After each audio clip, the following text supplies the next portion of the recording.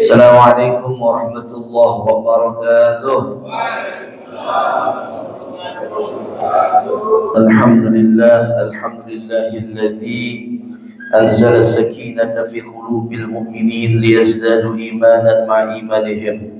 Asyhadu an la ilaha illallah wahdahu la syarika lahu wa asyhadu anna sayyidana Muhammadan 'abduhu wa rasuluhu la nabiyya ba'dahu. Allahumma shalli wa sallim wa barik ala sayyidina Muhammadin wa ala alihi wa ashabihi ajma'in, amma ba'd.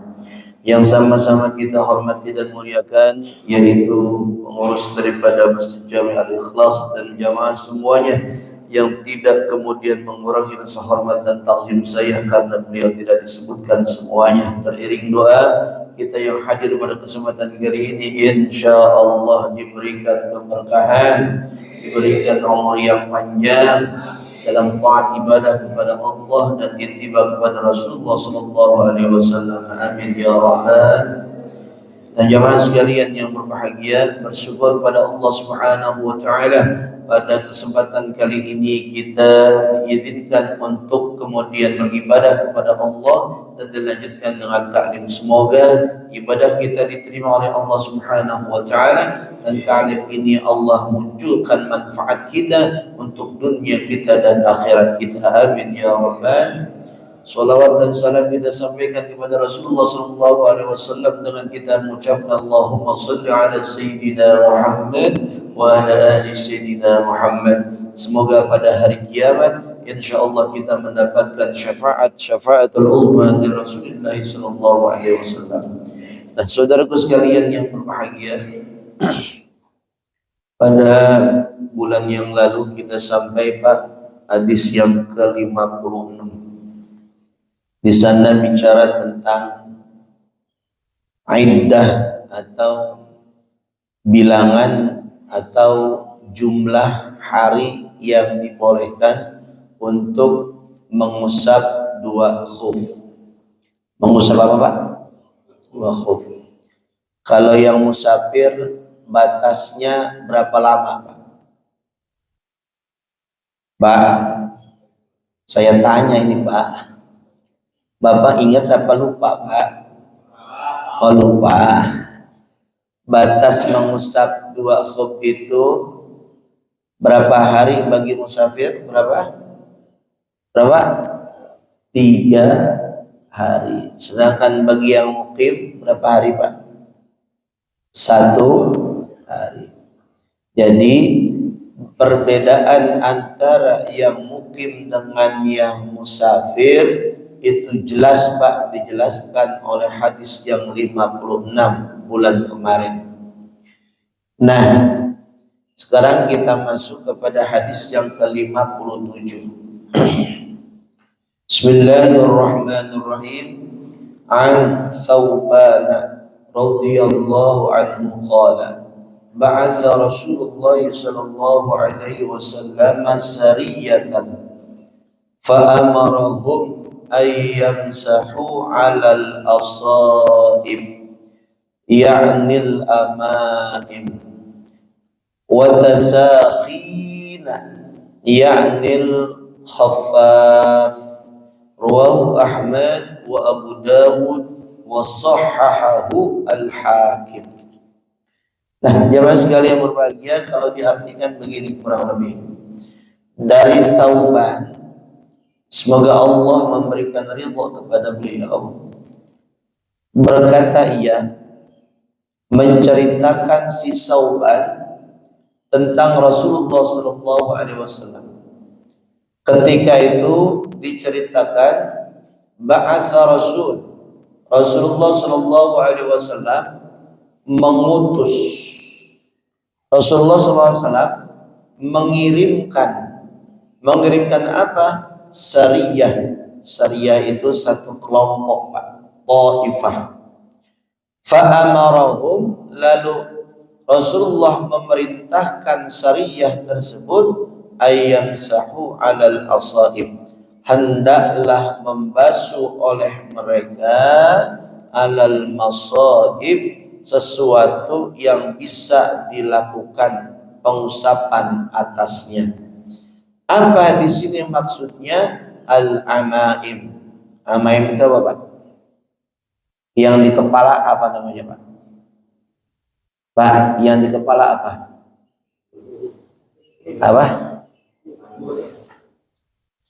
Yang di kepala apa namanya? Kalau orang sholat yang di kepala apa namanya? Apa, Pak? Kurang, Pak, dikit lagi. Apa, Pak? Imamah. Betul.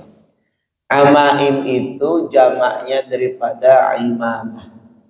Imamah itu bentuk mufrad, sedangkan amaim itu bentuk jamaknya. Maka kata Rasul, kalau Anda melaksanakan sholat, tetapi kemudian ketika itu kita dalam posisi yang kemudian tidak mampu membuka daripada amaim kita atau imamah kita, maka kata Rasulullah SAW, usap saja imamahnya, kagak usah dicopot. Tuh, Pak, berarti ini enak apa kagak, Pak? Kita dikasih keringanan sama Allah sama Rasulullah, Pak. Kalau misalkan kita buka kepala kita, boleh jadi satu waktu itu dinginnya yang bersangatan. Ketika kita buka kepala kita, maka kita tidak bisa menahan rasa dingin yang kita rasakan. Akhirnya maka kita tidak berani membuka kepala kita. Dan kalau kita tidak berani membuka imamah kita, maka kata Rasulullah, silahkan Anda usap itu imamah Anda. Tuh, Pak. Paham, Pak, sampai sini, Pak? Paham nggak, Pak? Makanya Bapak tuh lihat tuh, Pak, kalau ada seorang ulama, ini orang wudhu apa kagak sih? Tapi ulamanya ulama yang benar, Pak, jangan ulama yang kagak benar, karena banyak ulama yang apa, Pak? Ulama yang bukan ulama, gitulah maksudnya. Kalau ulama yang kagak benar, ulama gak ada yang benar, Pak, semua benar semua, namanya juga ulama, kan gitu, Pak ya? Ulama yang bukan ulama, ngerti ya, Pak? Dia sebenarnya bukan ulama, tapi disebut ulama. Ini kita panggil ulama apa bukan? Ya kalau misalkan dia bukan bidangnya, tapi dia ceramah. Ada nggak, Pak, yang bukan bidangnya sekarang pada ceramah, Pak? Banyak. Sampai-sampai Ustadz dikalah tangguh, Pak, dia. Benar-benar, Pak? Ada artis belum lama hijrah ceramah, undangannya banyak. Lah ustadz yang ngaji dari bocah pesantren puluhan tahun kagak diundang-undang. Benar apa benar, Pak? Ini salah apa benar, Pak? Salah. Makanya banyak yang ulama bukan ulama. Ini bahaya nih Pak zaman sekarang. Makanya kita udah, kalau memang bukan ulama, jangan gaya-gaya pakai peci yang gede, Pak. Coba ya, buagen, Pak, walaupun dia pakai peci yang gede, pecinya segede ban mobil, segede ban mobil kayak gimana? Masya Allah. Itu jangan, Pak, kita harapkan. Kenapa? Karena itu cuma pakaiannya doang, Pak. Banyak, Pak, pakaian doang begitu mah dijual di online ngabrek sekarang. Betul, Pak? Nah, jamaah sekalian berbahagia, saya lanjutkan. Wattasakhina, dan dua khufnya. Jadi mengusap imamahnya, yang kedua mengusap dua khufnya. Kata Nabi, boleh, Pak, kalau misalkan kita dalam kondisi tidak bisa membuka daripada imamahnya dan tidak bisa membuka daripada khufnya. Di sini dijelaskan kata sariyah ta'ifatun minal jais. Sariyah yang tadi ada kalimatnya di dalam hadis itu diartikan adalah ta'ifatun minal jais, yaitu satu golongan daripada pasukan berperang, tentara. Jadi kalau tentara itu Pak kan ada apa namanya Pak? Ada kelompok-kelompoknya. Ada kelompok pasukan yang berkuda, ada kelompok pasukan yang jalan kaki, ada kelompok pasukan yang tombak, ada kelompok pasukan yang pemanah, kan begitu. Nah, itulah Pak yang dimaksud dengan syariah yang tadi. Lalu kemudian tadi ada kalimat asoib. Asoib itu maksudnya adalah sumiyat bidzalika li'annaha yas'abu biharra. Kenapa dibilang asoib? Karena dia susah ngebasuh kepala. Kalau dia buka dingin banget, udah akhirnya karena itu susah. Kalau dibuka kedinginan luar biasa, maka kemudian dia tidak membukanya, tapi hanya mengusap di atas imamahnya. Tapi ini berlaku kayak gini tuh Pak, bukan di negara kita. Sebab negara kita mah musimnya bukan musim dingin. Yang ada musim kemarau sama musim hujan. Coba, kalau musim hujan kita basah, gitu Pak ya. Kalau musim kemarau kita keringnya sampai ke dompet-dompet, ya Pak ya. Kan gitu Pak. Musim kemarau sekarang Pak, dompet sampai pada kering Pak. Barang-barang pada naik semua. Bensin katanya sudah mau dinaikin lagi. Pertalite Pak, premium udah orang ada emang, ya Pak ya. Beli pertalite sekarang pakai barcode lagi Pak. Bapak udah daftar apa belum Pak? Belum. Udah Bapak nggak usah pakai motor, nggak usah pakai mobil, sehat jalan kaki, ya Pak ya. Bisa jalan kaki Pak. Masya Allah. Iya, jamaah apakah pakai sepeda ya? Nah benar ke saya, sehat Pak itu. Nah jamaah sekalian berbahagia, maksud daripada hadis ini adalah merupakan keringanan dari Allah untuk setiap hamba Allah. Jadi keringanan, ini banyak sekali keringanan Pak Allah berikan kepada kita. Wudhu aja ada keringanannya Pak. Sholat juga ada keringanannya. Benar ya Pak ya? Puasa ada keringanannya. Haji ada keringanannya apa Pak? Ada itu kemarin yang Porsche haji dijual lebih mahal lagi pansus haji. Makanya saya katakan Pak, ini benar-benar Pak kita sekarang kalau kagak mau melaksanakan ibadah, betapa kita bodohnya di hadapan Allah karena keringanan luar biasa diberikan Allah kepada kita semuanya. Betul Pak? Saya melihat semangat sholat subuh di sini itu luar biasa Pak. Banyak banget panjang sholat tadi, sampai keluar-luar Pak ya. Masya Allah luar biasa tuh. Nah jamaah sekalian berbahagia, saya coba nih Pak, saya jelaskan syarahnya Pak. Ini ceritanya tuh begini Pak, ceritanya. Ini hadis tadi, ini ceritanya begini sebenarnya Pak nih. Adalah Rasulullah Sallallahu Alaihi Wasallam. Rasulullah Sallallahu Alaihi Wasallam itu kan dia berdakwah Pak, mendakwahi seluruh manusia, dan beliau pergi dari satu tempat ke tempat yang lainnya, dari satu titik ke titik yang lainnya. Bahkan Rasulullah SAW bukan hanya beliau saja, para sahabat juga berdakwah Pak. Jadi ada masa di mana kaum muslimin, sahabat Rasulullah SAW itu diberikan perintah oleh Rasulullah untuk berdakwah ke satu negeri, berdakwah ke satu tempat Pak. Nah, di antaranya bisa jadi Rasulullah SAW itu belum memerintahkan ke Indonesia, ke Nusantara, tapi di zaman kekhalifahan ada para sahabat yang diperintahkan untuk berdakwah ke Nusantara. Betul Pak? Nah, Dalam proses itulah Pak, dalam proses penyebaran Islam, dakwah itulah, maka kemudian Rasulullah Shallallahu Alaihi Wasallam, kita tahu beliau itu mengutus para kelompok yang syariah itu, kelompok utusan tersebut untuk berdakwah ke daerah-daerah, tetapi mengalami beberapa permasalahan yang ada, seperti permasalahan sholat, seperti permasalahan kemudian cuaca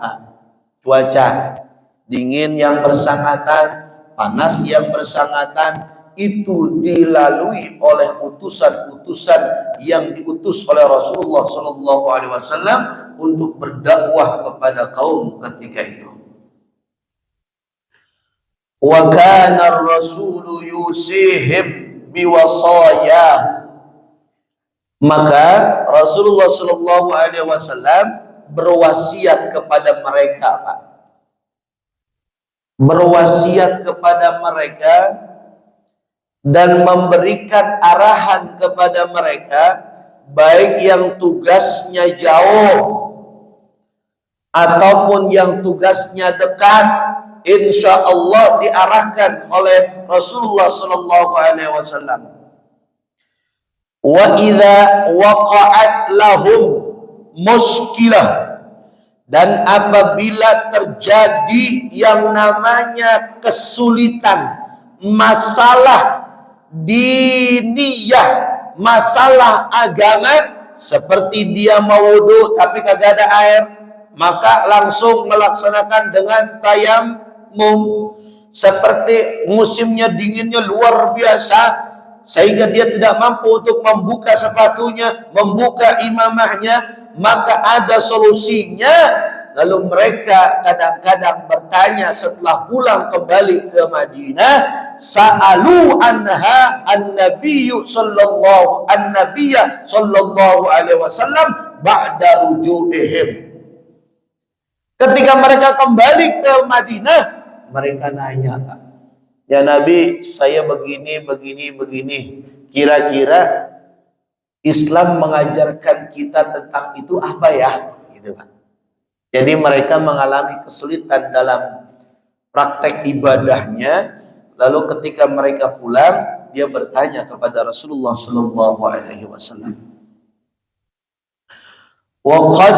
Waqaddimu, mereka menghadap kepada Rasulullah Sallallahu Alaihi Wasallam, wa rafa'u ilaihi halahum, lalu mereka ngomong, Pak, tentang keadaan mereka di sana. Mereka kedinginan, dingin ya Rasul, di daerah sana dingin banget, nggak bisa kita buka ini buka itu, nggak bisa. Lalu kata Rasulullah, fa'amarahum ayyamsahu ala amaimihim, maka kata Rasulullah SAW, nggak usah dibuka, silakan aja ente basuh itu imamah ente, wa akhfaf, dan khuf ente, li'alla, agar tidak menimbulkan mudarat kepada ente. Kalau ente ngusap langsung, maka akan mudarat boleh jadi nantinya.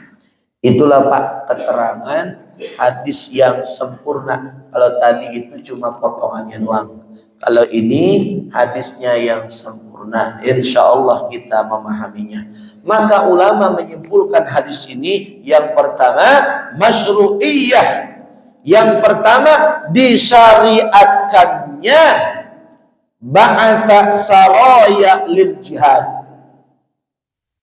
mengutus, atau bahasanya masyru'iyatu bi'this saraya lil jihad, disyariatkannya atau dianjurkannya, dibolehkannya memberikan utusan atau satu kelompok yang menjadi utusan dalam rangka berjihad fisabilillah. Karena berdakwah itu bagian dari jihad fisabilillah. Tuh Pak, makanya nih kita sekarang Pak, banyak orang-orang yang kemudian mereka berdakwah itu di kota-kota doang, Pak. Tapi di pelosok-pelosok kagak mereka sentuh dakwahnya. Benar apa enggak, Pak? Tapi dakwah yang sebenarnya itu di pelosok, bukan di kota-kota besar. Kalau dakwah di masjid sini, Pak, ini yang kumpul orang soleh semua, orang baik semuanya.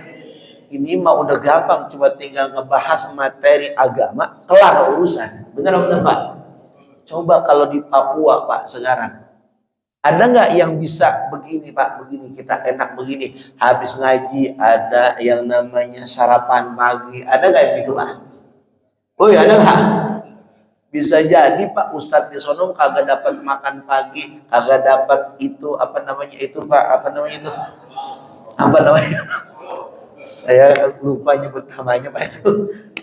Bisa jadi, Pak, kagak dapat itu, Pak. Maka yang saya katakan, kalau misalkan kita ngikutin cara-cara Nabi, kagak ada itu yang namanya fasilitas yang enak untuk seorang dai dakwah kepada Allah Subhanahu wa taala. Betul enggak?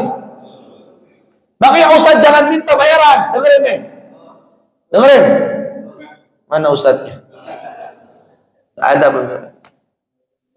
Enggak usah dibayar. Transfer. Jamaah sekalian yang berbahagia. Maksud saya begini, Pak. Maksud saya, ini kan cerita hadis ini, Pak. Memang sebenarnya kita baca ini maksudnya untuk memperbaiki diri kita. Betul, Pak? Perbaiki diri kita, Pak. Jangan kemudian kita baca, tapi nggak pernah kita koreksi diri kita. Akhirnya kita nggak pernah berubah, Pak, untuk menjadi lebih baik lagi. Betul, Pak?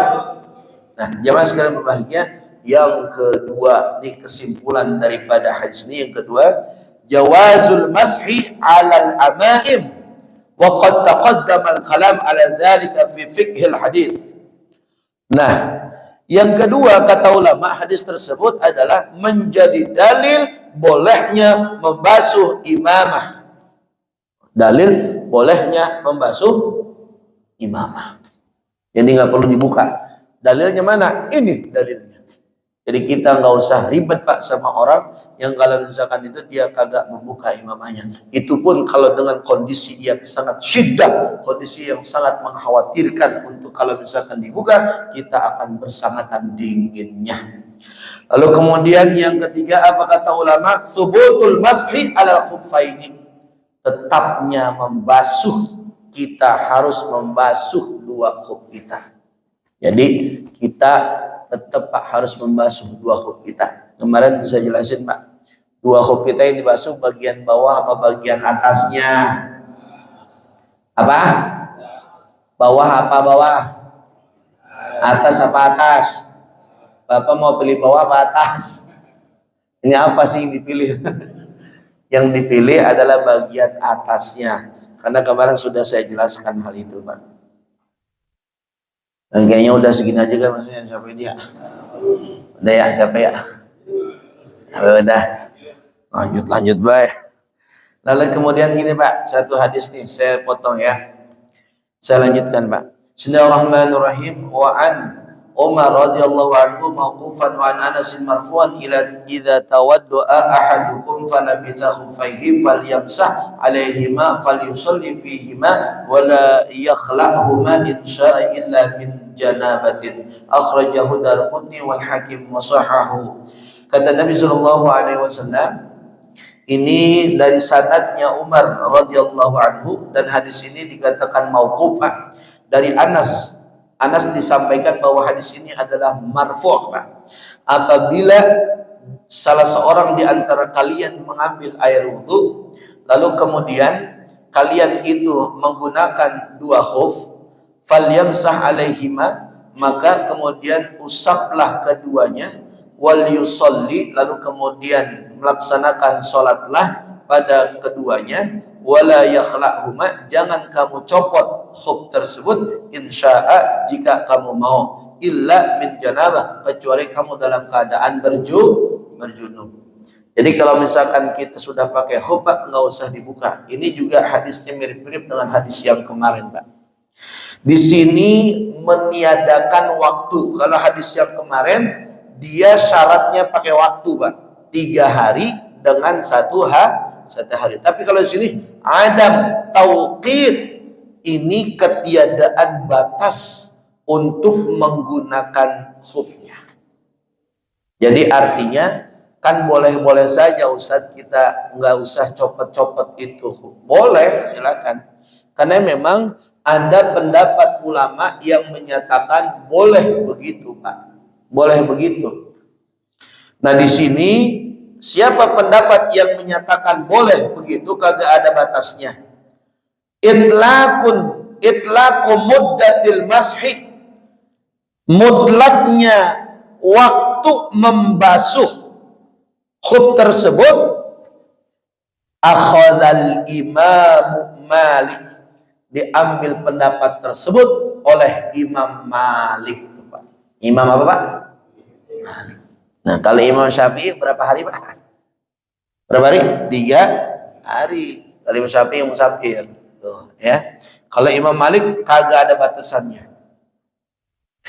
Wal jumhuru, sedangkan mayoritas ulama mengikat kemutlakan tersebut dengan hadis yang kemarin tuh, Pak, yang sudah kita jelaskan. Tuh. Jadi pendapat ulama berbeda-beda, ini sebenarnya untuk mempermudah kita, Pak. Jangan sampai kita tidak ada pilihan. Lalu kemudian yang berikutnya, istiratu taharatil ma'iyah fi lubsil khuffaini. Syarat ketika kita menggunakan khuf itu harus suci, Pak, sebelumnya. Lalu kemudian kita di sini dari hadis ini kata ulama, ini juga menjadi dasar bahwa ketiadaannya kita mencuci 2 khuf, artinya mengusap doang, kagak mencucinya. Lalu kemudian ini juga menjadi dalil bahwa perintah sholat, al-amru bis sholati fil khuffaini. Perintah sholat menggunakan 2 khuf, kagak usah dibuka ketika kita melaksanakan sholat. Nah, tuh Pak, tuh. Gak usah panjang-panjang, Pak.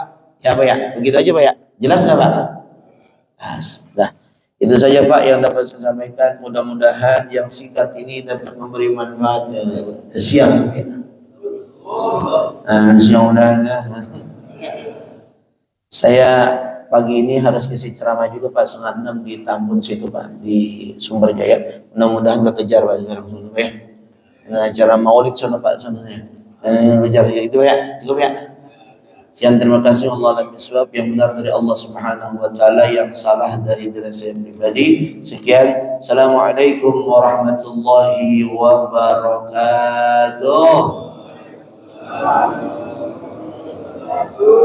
Kita doa, Pak, sebentar, doa, Pak, sebentar, ya. Bismillahirrahmanirrahim. Alhamdulillahirabbil alamin. Allahumma shalli ala sayyidina Muhammadin. Allahumma ighfir lana dhunubana wa liwalidina warhamhum kama rabbawna shighara. Allahumma anfa'na bima 'allamtana wa 'allimna ma yanfa'una wa zidna ilman nafi'a wa rizqna fahman wasi'a wal hikmata bisalihin bi rahmatika ya Allah ya arhamar rahimin. Allahumma ij'alna minas su'ada'il maqbulin wa la taj'alna minal asqiya'il mardudin. Allahumma ya Allah ya muyassir yassir wa ya mudabbir dabbir wa ya musahhil sahil sahil alaina kull 'asr bi jahil basyirin nadhir. Rabbana atina fid dunya hasanah wa fil akhirati hasanah wa qina 'adzaban nar. Walhamdulillahi rabbil alamin. Sekian, terima kasih.